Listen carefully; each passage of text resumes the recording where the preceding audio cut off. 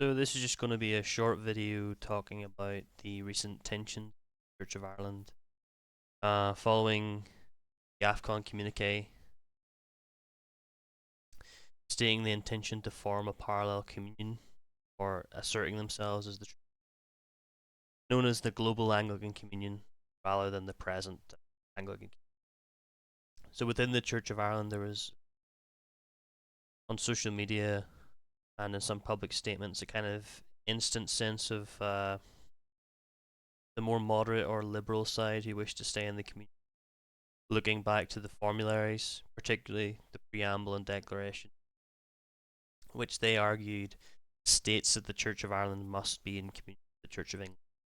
And of course, the basis for the GAFCON communique was partly in condemnation response to the election Archbishop Sarah Mullally, Archbishop of Canterbury, and a few other things which have been happening over has led to GAFCON basically seeing the communion of the Church of England as compromised. Yes, so the preamble, which was a small statement made in about 1870, 1871, after the establishment of Ireland, when it was basically disassociated from the Church of England in the formal sense. They were no longer a united church, and the Church of Ireland became autocephalous, self-governing. And this had happened before with America and Canada, and at this point the Anglican community essentially was a grouping of autocephalous provinces, much like Eastern Orthodoxy function. So the Preamble and Declaration was acknowledging that the Church of Ireland was to be an independent church, but that because of certain theological commonalities with the Church of England, that it'd be worth staying in an amicable. So I'll just go through the points of the preamble here.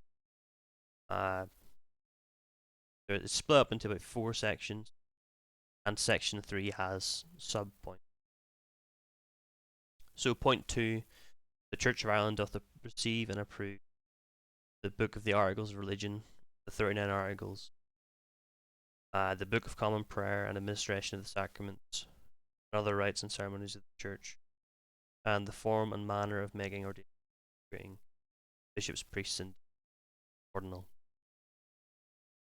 And since 1662, same time as the Book of 1662 Common Prayer, these had been the standard within, as they were in the Church. And point 2 here reasserts this Church will continue to use the same, subject to such alterations as may be made therein from time to time by the lawful authority of the. So they're laying the groundwork of saying we have the same doctrinal formularies as Church of England. And people don't really seem to understand that this is a confessional statement, the same way the Presbyterian Church in Ireland and the Church of Scotland can have the same formularies of the Westminster Confession and Catechism, while not strictly being a communion, as they currently aren't. So point 3 here, I've highlighted the most important point. It says the Church of Ireland will maintain communion with the sister Church of England, and with all other Christian churches agreeing in the principles of the Declaration. So it's a sister communion. It's not the Church of England isn't the necessary mother church to make one Anglican. It's in the formularies and in the commonality of doctrine and structure and tradition, which holds these two together in communion. And it also does point out with all other Christian churches agree on the principles of the Declaration. Anglican churches like the Episcopal Church of America, Canada, at this time would have been seen as sister churches.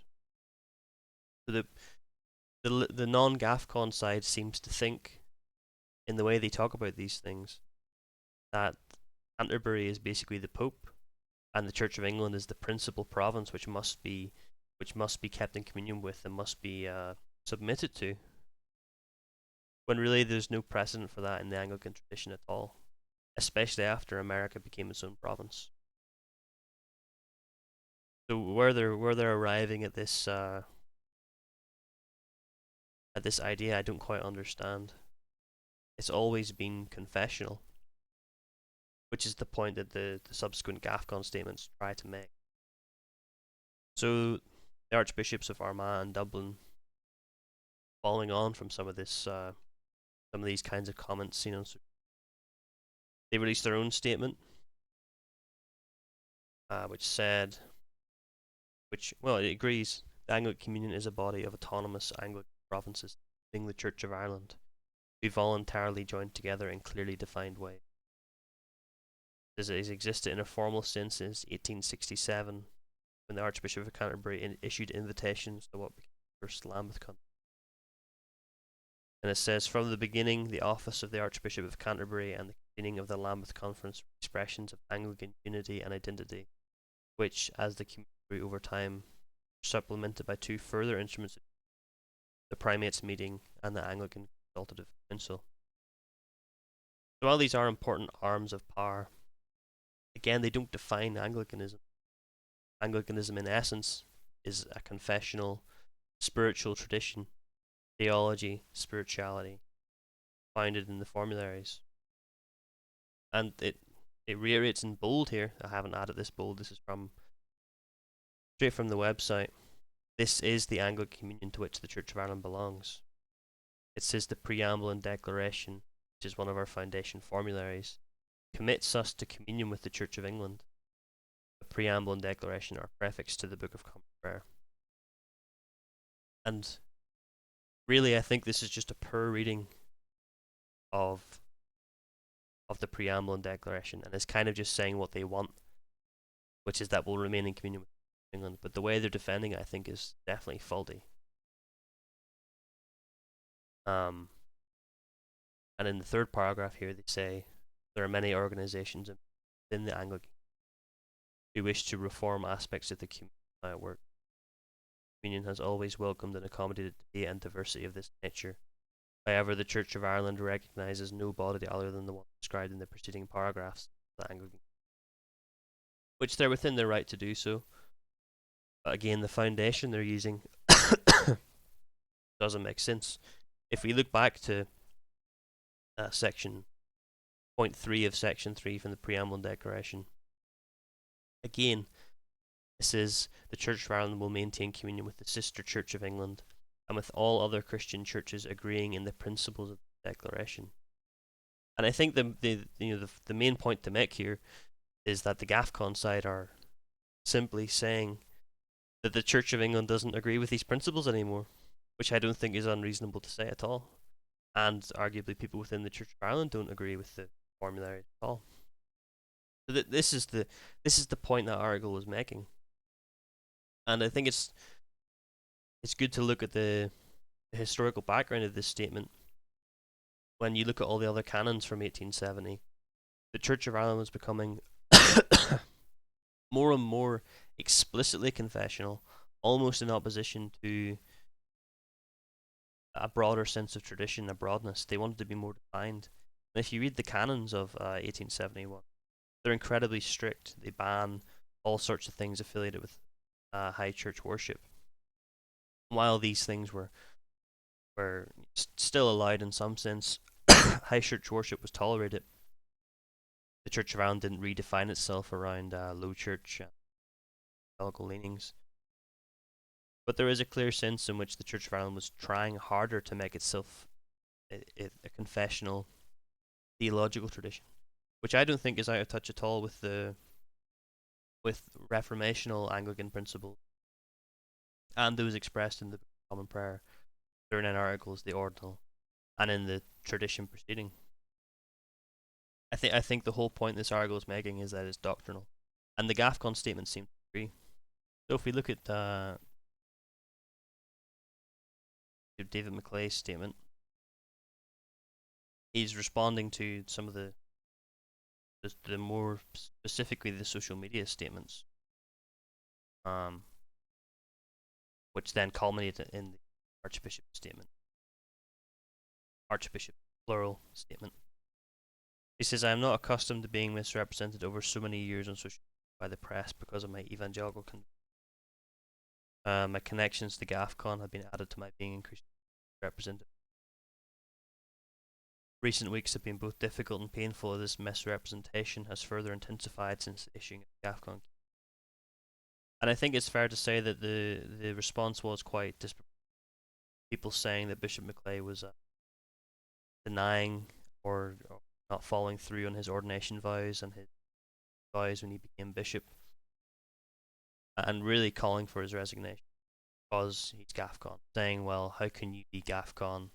You are claiming to be an alternate province and also be in the Anglican, which in one sense is a fair criticism. I think calling for his resignation, encouraging, looking for a middle ground is extreme. So continuing, he says, I wish to publicly clarify that I remain and that the Diocese of Down and Dromore remains not only in communion with, but part of and committed to the health, well-being and I also wish to, and this is relevant to the points I also wish to publicly make it absolutely clear that I fully submit, as I always have as a bishop, to the Preamble and Declaration. 39 Articles related to the Book of Common Prayer and the Ordinal. So here he's saying, I'm remaining confessional to the formularies. Well, we can argue whether he is or isn't with his broader activities, but nevertheless he's making the same point that being Anglican, abiding by the Preamble and Declaration of being Anglican in the Ireland sense, is entirely rooted in a formulaic expression. It's not about being in communion with a certain power structure. It's not being in communion with the Pope of Canterbury. So I think his statement perfectly conveys that. And the first thing statement. So they're giving a kind of commentary on the Preamble and Declaration. They say, we are in automatic de facto communion with the Sister Church of England. There is no mention of the See of Canterbury or the Lambeth Conference, even though the first Lambeth Conference took place in 1867, 3 years before the Preamble and Declaration. So here they're criticising the Archbishop's statement by saying, well, these arms aren't necessary to being Anglican. It's the confessional, it's the confessional formularies of the 39 Articles and the Ordinal, as is expressed in the earlier points of the. They continue, it is simply a given that one autonomous church, Church of Ireland, is in communion with another autonomous church, Church of England, based on a complete alignment with regard to the Scriptures, the Book of Common Prayer, sacraments, ordering of ministry, and the 39 Articles. So again, stressing this confessionalism back to the point. If the Church of Ireland are faithful to the formularies and to Scripture, can they be in communion with the Church of England, who may be questioned on the grounds of, do they believe in Scripture? Are they faithful to the Book of Common Prayer, which they don't use anymore for the most part? Are they faithful in the administering of the sacraments, which questions about female ordination can raise that issue? The Ordinal and the 39 Articles, which again say they don't, given the recent controversy. How that shows that they're approaching Scripture itself, as the formularies layout is bankrupt. And they continue, however, with extraordinary vision and generosity, the Preamble and Declaration asserts that we are also in de facto communion with all other Christian churches agree with the principles of the Declaration. Our communion with such churches is not conditional on being in communion with England. It's simply a matter of discernment as to whether or not equally autonomous and ordered churches are committed to and confess the ancient Catholic and Apostolic faith founded in Scripture, affirm Apostolic order and episcopacy, practice the dominical sacraments, maintain the Reformed and Protestant faith, guard against innovations in doctrine. And they're making the point here that, well, if the ACNA over here in America, GAFCON Church, do agree with the formularies, well, we can be in communion with them because they agree to the formularies and have the same beliefs that we do. It's not about whether they acknowledge the instruments of communion of the Lambeth Conference, the Archbishop of Canterbury, and are under the Church of England. It's not this Roman sense of being under a power structure. It's about a common tradition and a common faith. Anglicanism is closer to Eastern Orthodoxy in this sense. It's not about being under the Pope of Canterbury. And this is what they say. Our foundations for communion are therefore doctrinal and theological, rather than organizational or institutional. At every juncture, however, maintaining communion is not dependent on whether these or any other instruments for that matter exist, but rather we have communion according to the fundamental doctrinal and theological principles as set forth in the. I think the first thing statement summarizes this perfectly. And again, I'm not saying this because GAFCON have said this. I'm not formally aligned with GAFCON. When I saw these criticisms coming out, and people kept referring back to the Preamble Declaration as this kind of gotcha to anyone even supportive of GAFCON, I looked at it and I was going, hold on. This doesn't just blankly say, we will maintain communion with the Church of England. It's clarifying it with all other Christian churches agreeing in the principles of this declaration. Simply put, if those churches cease to agree with the principles of this declaration, we probably shouldn't be in communion with them. We're acknowledging that our understanding of Christianity, while not as strict as maybe Roman Catholicism or Eastern Orthodoxy is, we're saying if you don't cohere with this, you're not like us. You're not of the same strain as us. We're not going to be in communion in the formal sense. We may be fraternally aligned, like we have good relations with the Presbyterian Church in Ireland, the Church in Ireland, which is kind of, that's growing. That's meant to be a union at some point. But I think it's pretty clearly saying that this is confessional, agreeing in the principles of this declaration, not and with all other Christian churches. It doesn't say we will maintain communion with the sister Church of England and with all other churches who are in communion with her. It's clarifying that statement, and with all other churches agreeing in the principles of this declaration. I think it's perfectly obvious, but I think this is a case where, on broader matters, people more on the liberal side, they're obviously going to be supportive of staying in communion with the Church of England because of the recent innovations in same-sex blessings and the kind of general liberal character direction they're going. I feel the sort of left wing, if you want to call it that, they ignore the formularies for their entire lives as lay people or ministers. But as soon as something like this happens, when they're debating, things that could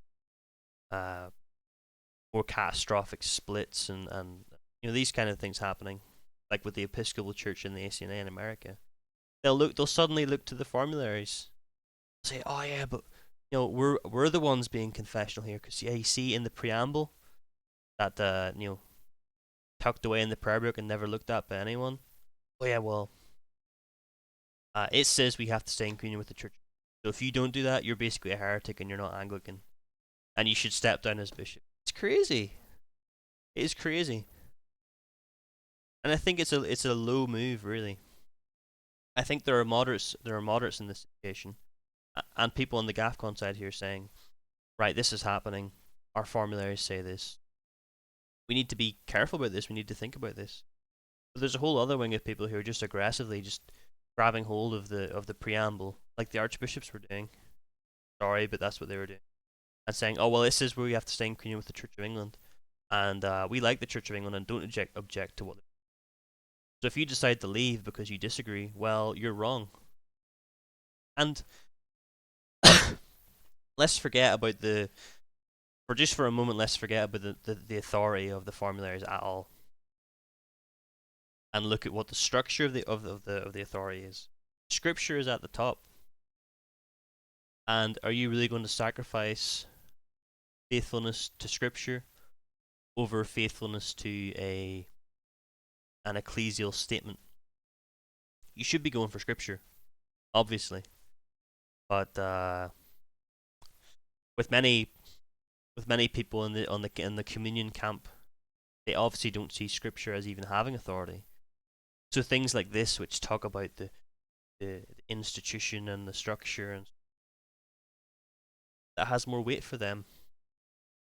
Having unity within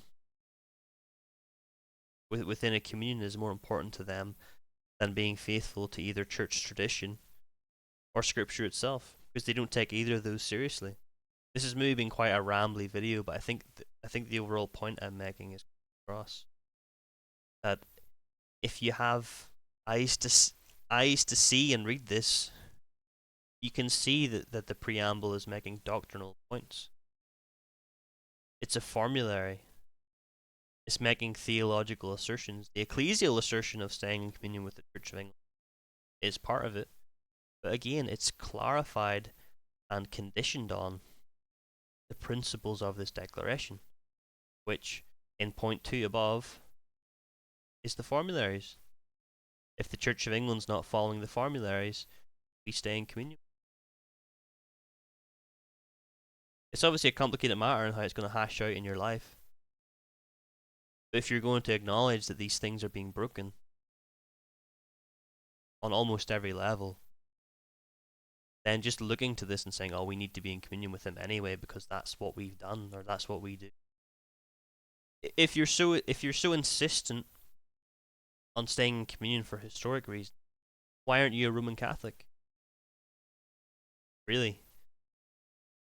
Anglicanism broke away from Roman Catholicism despite previously giving allegiance to the Pope, to Rome. They broke away because they thought, well, no, we have different doctrinal convictions. These people don't agree with us. They don't want us there. Maybe we should leave. And it's the exact same. It's the exact same here. It's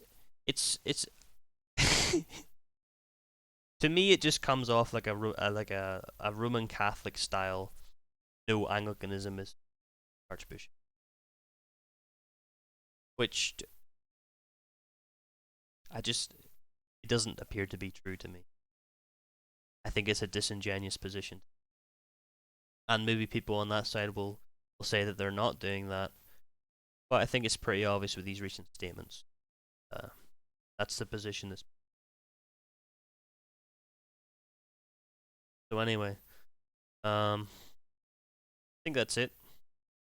Apologies for the ramble, but I think it's an important point to be made, and there's not many videos commenting on the kind of English or Irish situation with Anglicanism.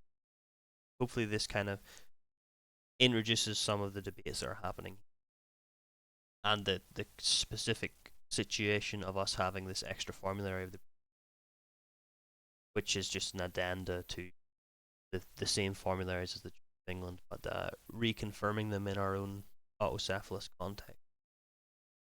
So hopefully that was helpful, and thank you.